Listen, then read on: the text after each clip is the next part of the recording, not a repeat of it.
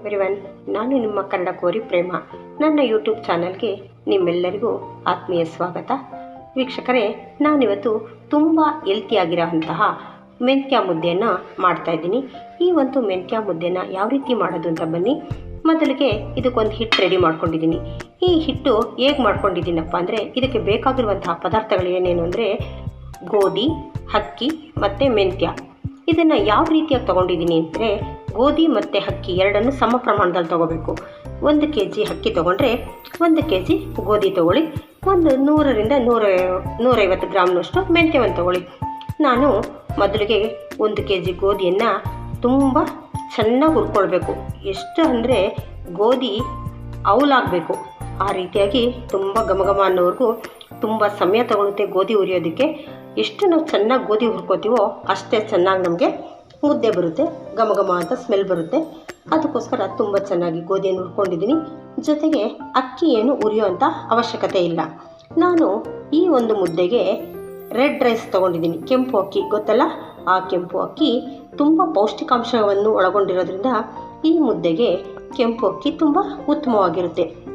ಅದಕ್ಕೋಸ್ಕರ ಈ ಕೆಂಪು ಅಕ್ಕಿ ನಮ್ಮ ದೇಹದ ತೂಕವನ್ನು ಇಳಿಸುತ್ತೆ. ಶುಗರ್ ಪೇಷಂಟ್ಗೂ ಸಹ ತುಂಬ ಒಳ್ಳೆಯದು.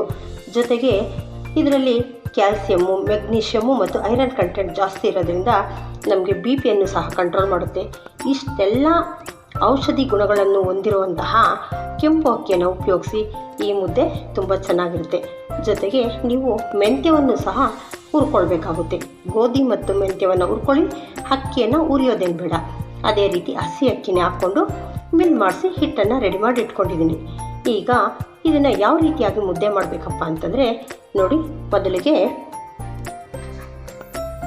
ನಾನು ಪಾತ್ರೆಯಲ್ಲಿ ನೀರಿಟ್ಟು ಮುದ್ದೆಗೆ ರೆಡಿ ಮಾಡಿ ಇಟ್ಕೊಂಡಿದ್ದೀನಿ. ನಾವು ರಾಗಿ ಮುದ್ದೆ ಥರ ಡೈರೆಕ್ಟಾಗಿ ಇದಕ್ಕೆ ಹಿಟ್ಟನ್ನು ಹಾಕೋಗಿಲ್ಲ. ಒಂದು ಬೌಲ್ನಲ್ಲಿ ಹಿಟ್ಟನ್ನು ಸ್ವಲ್ಪ ಕಲಿಸ್ಕೊಂಡು ಇದರಲ್ಲಿ ಹಾಕಬೇಕು, ಇಲ್ಲಾಂದರೆ ಗಂಟುಗಳಾಗುತ್ತೆ. ಬನ್ನಿ ಯಾವ ರೀತಿ ಮಾಡಬೇಕು ಅಂತ ತೋರಿಸ್ತೀನಿ ನೋಡಿ. ಈಗ 1ರಿಂದ 1.5 ಸ್ಪೂನಷ್ಟು ನೀವು ಮುದ್ದೆ ಎಷ್ಟು ಮಾಡ್ತೀರೋ ಅದಕ್ಕೆ ಅನುಗುಣವಾಗಿ ತೊಗೊಳ್ಳಿ. ನಾನು 2 ಸ್ಪೂನಷ್ಟು ಹಿಟ್ಟನ್ನು ತೊಗೊಂಡಿದ್ದೀನಿ. ಇದನ್ನು ಯಾವ ಹದದಲ್ಲಿ ಕಲಿಸ್ಕೋಬೇಕು ಅಂದರೆ, ಸೇಮ್ ದೋಸೆ ಹಿಟ್ಟಿನ ಹದದಲ್ಲಿ ಕಲಿಸ್ಕೊಳ್ಳಿ. ನೋಡಿ, ಈ ರೀತಿ ಚೆನ್ನಾಗಿ ಒಂದು ಗಂಟಿಲ್ದಿರ ಕಲಿಸ್ಕೊಂಡು ಇದನ್ನು ಮುದ್ದೆ ಒಳಗಡೆ ಸೇರಿಸ್ಬೇಕು. ಮೊದಲು ನೋಡ್ತಾ ಇದ್ದೀರಲ್ಲ, ಈ ರೀತಿ ತಿರುಗಿಸ್ತಾ ಬನ್ನಿ. 1 ನಿಮಿಷಕ್ಕೆಲ್ಲ ಕಲಿಸಿದ್ದಾಗುತ್ತೆ.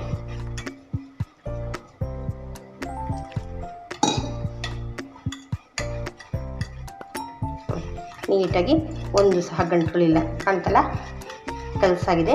ಈಗ ಇದನ್ನು ಸ್ಟವ್ ಮೇಲಿರೋ ಪಾತ್ರೆ ಬಿಸಿ ನೀರು ಕಾಯ್ದಿರುತ್ತಲ್ಲ ಅದರೊಳಗೆ ಮಿಕ್ಸ್ ಮಾಡಬೇಕು. ನೋಡಿ, ಪಾತ್ರೆಯಲ್ಲಿಟ್ಟಿರೋ ನೀರು ಚೆನ್ನಾಗಿ ಮಳ್ತಾ ಇದೆ.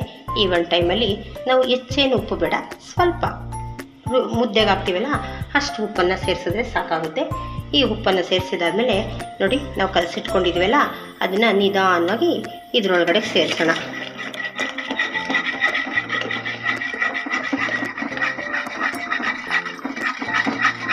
ಚೆನ್ನಾಗಿ ತಿರುಗಿಸಿದ್ರೆ ಇದು ಒಂದು 2 ನಿಮಿಷದಲ್ಲಿ ಬೇಯೋದಕ್ಕೆ ಪ್ರಾರಂಭ ಆಗುತ್ತೆ. ಅಂಥವ್ರಿಗೂ ತಿರುಗಿಸ್ಬಿಟ್ಟು ಬಿಡೋಣ. ನೋಡಿ, ಹೀಗೆ ಮುದ್ದೆ ಕೋಲಿಂದ ಒಂದು ಸಾರಿ ತಿರುಗಿಸ್ಬಿಟ್ಟು ಒಂದು 10 ನಿಮಿಷ ಬಿಡಿ. ನಾವು ಹಾಕಿರೋ ಅಂತಹ ಸರಿ ಎಲ್ಲ ಗಟ್ಟಿಗಾಗ್ತಾ ಬರುತ್ತೆ. ಆಗ ಚೆನ್ನಾಗಿ ಹಿಟ್ಟೆಲ್ಲ ಬೆಂದಿರುತ್ತೆ. ಆಗ ನಮಗೆ ಮುದ್ದೆ ಯಾವ ಹದದಲ್ಲಿ ಬೇಕೋ ಈ ಒಣ ಹಿಟ್ಟಿರುತ್ತಲ್ಲ ಅದನ್ನು 1.5 ಬಟ್ಲಷ್ಟು ಹಿಟ್ಟನ್ನು ಇದಕ್ಕೆ ಸೇರಿಸ್ಕೊಳ್ಳೋಣ. ಮತ್ತು ನೀರು ಹಾಕೋದು ಮೇಲೆ ಅದೆಲ್ಲ ಏನು ಬೇಡ. ಈ ಸರಿ ಎಷ್ಟು ಹಿಡಿಯುತ್ತೋ ಅಷ್ಟು ಒಣಗಿರೋ ಹಿಟ್ಟನ್ನು ಇದ್ರ ಮೇಲೆ ಸೇರಿಸ್ಕೊಳ್ಳೋದು. ಹಾಗಾಗಿ ತಿರುಗಿಸಿದಾಗಿದೆ. ಇದನ್ನು ಒಂದು 5 ನಿಮಿಷಗಳ ಕಾಲ ಬೇಯೋದಕ್ಕೆ ಬಿಡೋಣ. ಇದ್ರ ಮೇಲೆ ಒಂದು ಪ್ಲೇಟ್ ಮುಚ್ಚಿಟ್ರೆ ಒಂದು 5 ನಿಮಿಷದಲ್ಲಿ ಈ ಹಿಟ್ಟೆಲ್ಲ ಚೆನ್ನಾಗಿ ಬೆಂದ್ಕೊಳ್ಳುತ್ತೆ. ಆಮೇಲೆ ಹಿಟ್ಟು ಹಾಕಿ ತಿರುಗಿಸೋಣ. ನೋಡಿ, ಗಮನಿಸ್ತಾ ಇದ್ದೀರಾ, ಈಗ ಸರಿ ಎಲ್ಲ ಚೆನ್ನಾಗಿ ಕುದ್ದಿದೆ. ನೋಡ್ತಾ ಇದ್ದೀರಲ್ವಾ?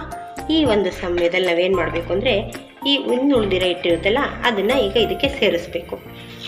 ಅದು ಎಷ್ಟು ಹಿಡಿಯುತ್ತೋ ನೋಡ್ಕೊಳ್ಳಿ. ಒಂದು ಅಂದಾಜಿನ ಮೇಲೆ ಒಂದು 3ರಿಂದ 4 ಸ್ಪೂನಷ್ಟು ಹಾಕ್ತಾಯಿದ್ದೀನಿ. ಅತಿ ಜಾಸ್ತಿ ಹಾಕಿ ಮುದ್ದೆ ಗಟ್ಟಿ ಆದರೆ ಚೆನ್ನಾಗಿರಲ್ಲ, ತುಂಬ ಸಾಫ್ಟಾಗಿ ಬರಬೇಕು ಈ ಮುದ್ದೆ. ಹಂಗಾಗಿ ಸ್ವಲ್ಪ ನೋಡ್ಕೊಂಡು ಹಾಕಿ. ಇಷ್ಟು ಹಾಕ್ಬಿಟ್ಟು ಬೇಯೋದಕ್ಕೆ ಬಿಡಿ. ಇಷ್ಟು ಸಾಕಾಗುತ್ತೆ. ಮತ್ತೆ ಇದನ್ನು ಒಂದು 5 ನಿಮಿಷ ಬೇಯೋದಕ್ಕೆ ಇಡಬೇಕು. ನಾವು ಈ ಥರ ತಿರುಗಿಸ್ತಾ ಇದ್ರೆ ನಮಗೆ ಗೊತ್ತಾಗುತ್ತೆ ಎಷ್ಟು ಹಿಟ್ಟು ಬೇಕಾಗುತ್ತೆ ಅಂತ. ಇಷ್ಟು ಹಿಟ್ಟಿಗೆ ನೀಟಾಗಿ ಮುದ್ದೆ ರೆಡಿ ಆಗುತ್ತೆ. ಈಗ ಒಂದು 5 ನಿಮಿಷ ಬಿಡ್ತೀನಿ, ಮತ್ತು ಆಮೇಲಿಂದ ತಿರುಗಿಸೋಣ. ಇದನ್ನು ನೋಡ್ತಾ ಇದ್ದೀರಲ್ಲ, ಈಗ ಬೆಂದಿದೆ, ಮುದ್ದೆ ಸ್ಮೆಲ್ ಬರ್ತಾಯಿದೆ. ಈ ಒಂದು ಟೈಮಲ್ಲಿ ನಾನು ಏನು ಮಾಡ್ತೀನಿ ಅಂದರೆ, ಇದನ್ನು ಸ್ಟವ್ ಮೇಲೆ ತಿರುಗಿಸೋದಕ್ಕೆ ಕಷ್ಟ ಆಗುತ್ತೆ. ಇದನ್ನು ನಾನು ಕೆಳಗಡೆ ಇಟ್ಕೊಂಡು ಚೆನ್ನಾಗಿ ಮುದ್ದೆಯನ್ನು ತಿರುಗಿಸ್ತೀನಿ.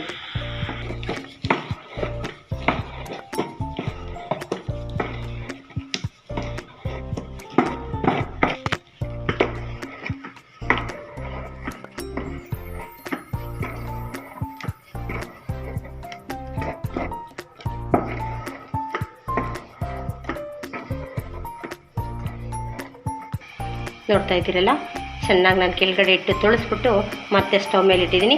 1-2 ನಿಮಿಷ ಸ್ಟವ್ ಮೇಲೆ ಬಿಸಿಗಿಡಿ ಸಾಕು.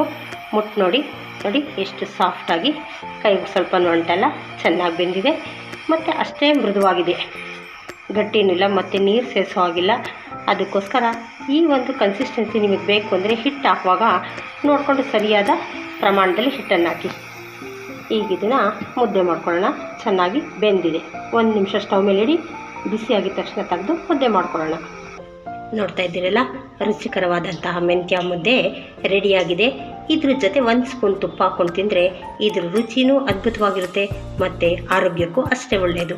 ಈ ಒಂದು ಮುದ್ದೆ ಸಾಂಬಾರ್ಗಿಂತ ಕಾಯಿ ಚಟ್ನಿ ಜೊತೆ ತುಂಬ ಚೆನ್ನಾಗಿರುತ್ತೆ.